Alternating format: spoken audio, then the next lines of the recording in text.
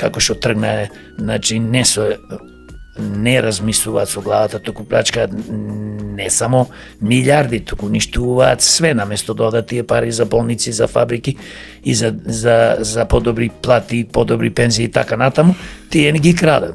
Може и треба да се воведе и смртна казна.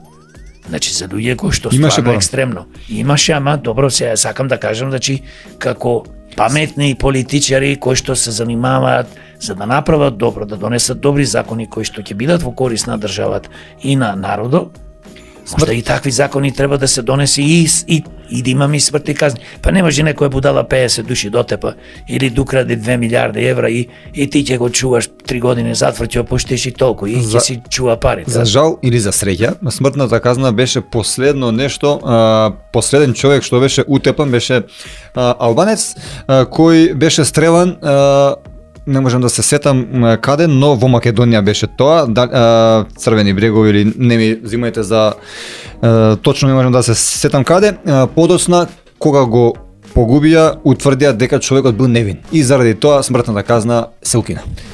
Види, тоа не е причина да се укини смртната казна. Се зборуваме ако се утврди некој дека е 100% крадел. Ако имаш сумња, не можеш да го седиш човек. Значи тоа е работа на полицијата, на јавното обвинителство. Таму да не навлегуваме, ради еден човек, па сега, значи, направивме грешка и така натаму.